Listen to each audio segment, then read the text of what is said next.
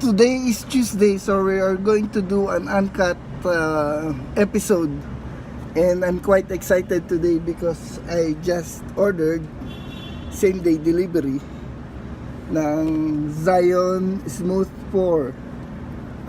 Unboxing lang, simple unboxing.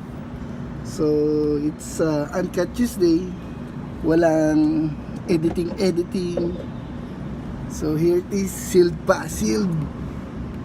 So let's cut it out. Let's see. So one take lang. Ay. Yes. There you go.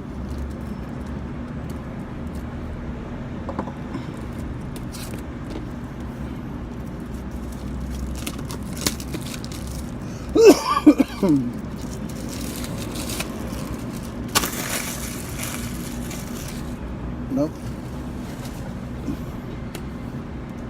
So sealed. And so paano babuksan? Well, we have to break the seal.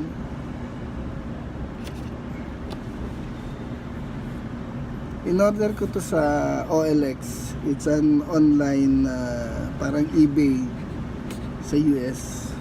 It's yun, counterpart of eBay here in the Philippines. So I ordered it today, and tinext ko yung seller, and then ayun, ito na yung, we just closed the deal today. Madaling kausap yung seller. Actually, I went to the mall yesterday and I checked for the price. It's expensive masyado. The cheapest one na nakita ko is 7,400 pesos. So it's around 136 US dollars converted. And yung pinaka expensive na store, it's around 9,000 or well 8,000 or 9,000. So ayun, umorder na lang ako sa online. Actually, I was checking din yung Lazada, the online store dito sa Pilipinas, but walang same day delivery. So ito yung laman niya. Oops, may nalaglag. Meron siyang manual. I think ito yung i-scan mo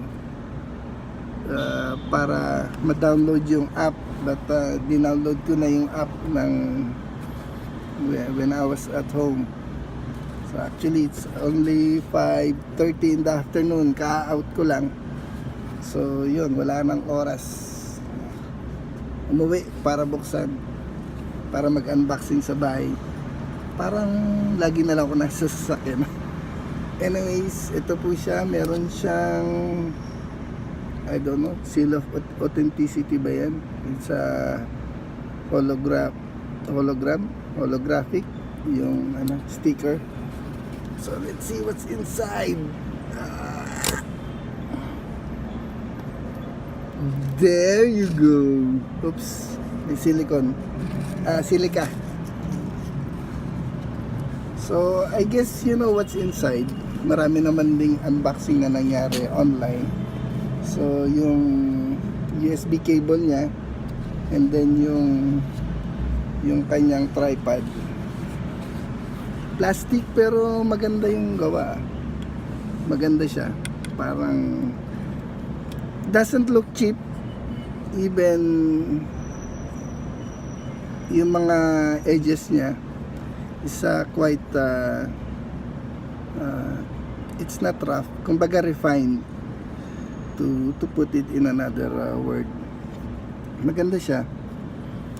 Looks sturdy. And then the unit, tanggalin natin. Meron ako nakita nga pala.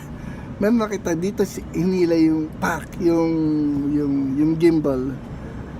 And sabi ko parang kaya siguro meron ditong butas.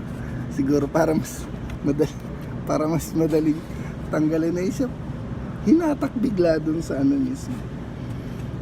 Well, here it is.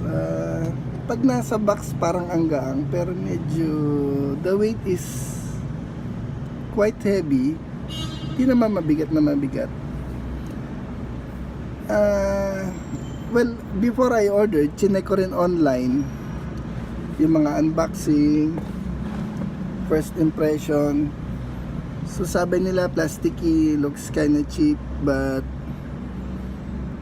palagay ko hindi mo naman kailangan ng sobrang what do you call this, sobrang matigas na what do you call that, na material para sa gantong klaseng item, because hindi naman DSLR ang kakargahin niya, you know, which is mabigat. Cellphone lang din naman, so plastic, I think it's strong enough to do the job. And ito yung madalas kong, ito yung melak, ito yung madalas nilang sabihin na good points nitong Smooth 4 na to, kasi nga ano, hindi siya yung ano, yung alam mo yung the arms is all over the place pag ano, pag binitbit mo when the power is down or when it's turned off. Unlike ng ibang gimbals na nakikita ko, pag naka-turn off, pag hugot mong ganyan kung saan napupunta tong mga arms na to. So looks good naman. I think the plastic is quite good. Wala siyang tunog, squeaking sound pag alam mo yun. And the arms are heavy. Hindi ko alam kung plastic din ba to o aluminum. I don't know if it's maybe because of the motor kaya siya matigas. So let's try to put my Xiaomi. Yun lang, pag ilalagay ko mukhang tatama yung cellphone ko, kasi it's a Redmi 4X. Meron kasi siyang power button dito. Mukhang tatama siya pag ano. But since maliit lang din naman siya, I think kaya naman niya sigurong i-balance.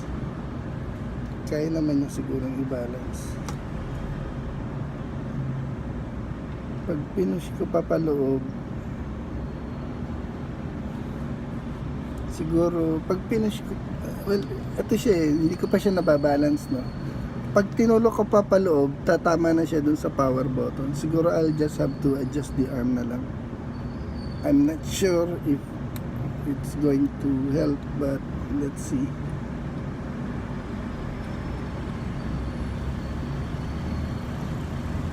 Ayun.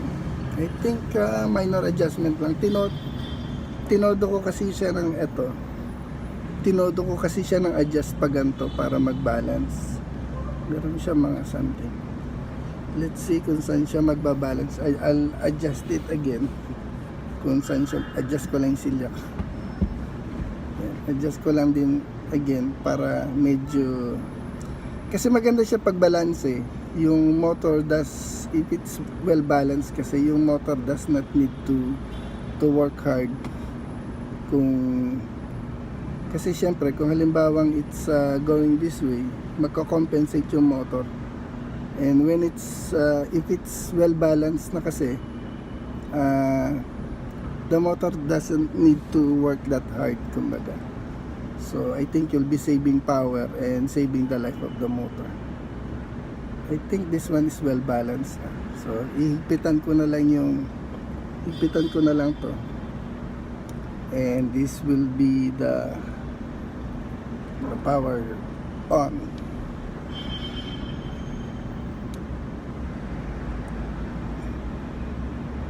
Hindi siya nakatutok. Nasa yung trigger. There you go. So let me try to open my cell phone. Ito pala. Wait. There you go. There you go. Paano ba siya? It's quite good. Naka-pan lock siya. So if naka-pan lock, so kahit saan ko siya itutok, I'll put it this way.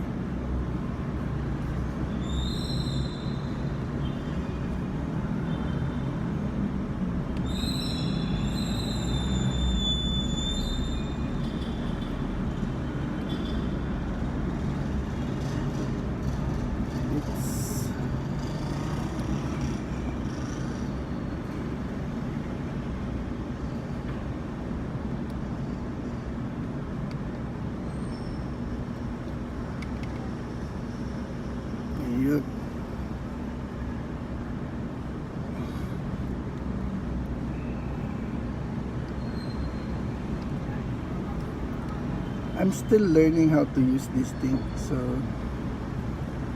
naka-pan lock, pan follow natin siya. So pag naka-pan follow, yan, kung saan, sorry namatay yan. Siguro I'll try to turn on the camera, or I'll open the Bluetooth na rin.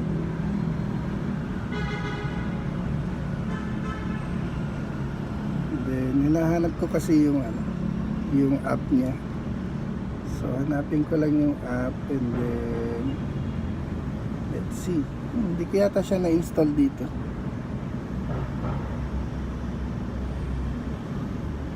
Saan ka napunta? Nawala. Ayun.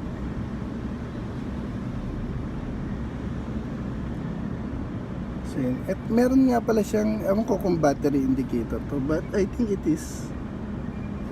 So it's meron siyang charge. So we'll see. Yan, let's try to connect.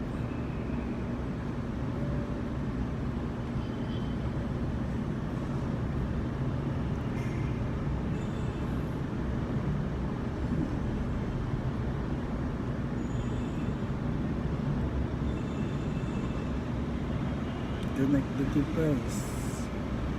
Actually, hindi ko pa siya alam kung paano i-connect. So sundin lang siguro muna natin sinasabi ng mga dito.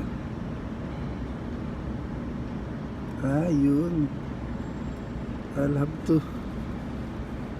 to select. Hindi ko alam kung nakikita sa cellphone, but I have to select kung ano yung gimbal na gamit ko. Gimbal. So smooth 3 yung nandito. So I think I need to change the kasi puro smooth 3. So I think I need to scan this one para ma-download yung right app. Yes. Ayun. So it's a failure. Kala ko na na-download ko na ng ayos. Hindi pala. So ibang for smooth 3 yung na-download ko. So I'll scan this one kasi nga bago siguro, kaya hindi pa masyadong kalat sa Google Play. So that's it. That's the unboxing, and in the next episode or the future episode, we'll try to do a product review. Parang galing Well, actually it's my first time to use a gimbal. So thank you for watching, and God bless. Hit the like button and subscribe please.